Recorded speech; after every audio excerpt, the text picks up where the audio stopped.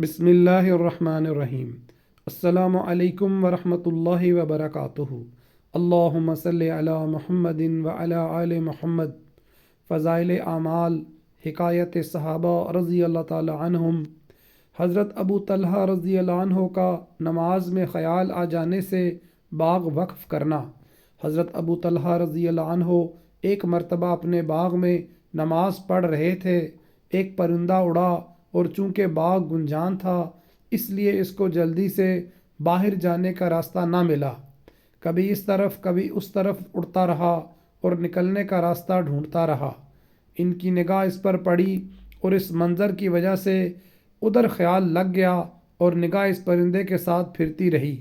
دفعتاً نماز کا خیال آیا تو سہو ہو گیا کہ کون سی رکعت ہے۔ نہایت قلق ہوا کہ اس باغ کی وجہ سے یہ مصیبت پیش آئی کہ نماز میں بھول ہوئی۔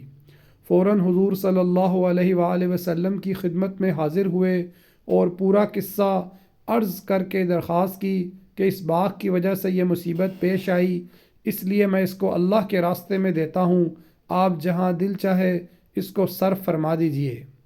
اسی طرح ایک اور قصہ حضرت عثمان رضی اللہ عنہ کے زمانہ خلافت میں پیش آیا کہ ایک انصاری اپنے باغ میں نماز پڑھ رہے تھے۔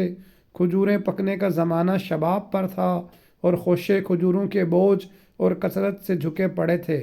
نگاہ خوشوں پر پڑی اور کھجوروں سے بھرے ہونے کی وجہ سے بہت ہی اچھے معلوم ہوئے۔ خیال ادھر لگ گیا جس کی وجہ سے یہ بھی یاد نہ رہا کہ کتنی رکعتیں ہوئیں۔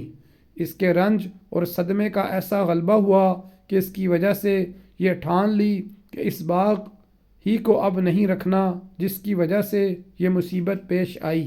چنانچہ حضرت عثمان رضی اللہ عنہ کی خدمت میں حاضر ہوئے اور آ کر عرض کیا کہ یہ اللہ کے راستے میں خرچ کرنا چاہتا ہوں، اس کو جو چاہے کیجیے۔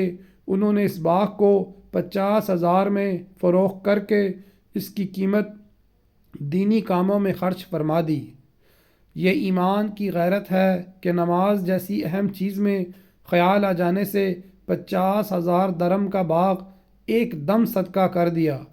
ہمارے شاہ ولی اللہ صاحب رحمۃ اللہ علیہ نے قول جمیل میں صوفیاء کی نسبت کی قسمیں تحریر فرماتے ہوئے اس کے متعلق تحریر فرمایا ہے کہ یہ نسبت ہے اللہ کی اطاعت کو ما سوا پر مقدم رکھنا اور اس پر غیرت کرنا، کہ ان حضرات کو اس پر غیرت آئی کہ اللہ کی اطاعت میں کسی دوسری چیز کی طرف توجہ کیوں ہوئی۔ جزاک اللہ خیرہ۔ السلام علیکم ورحمۃ اللہ وبرکاتہ۔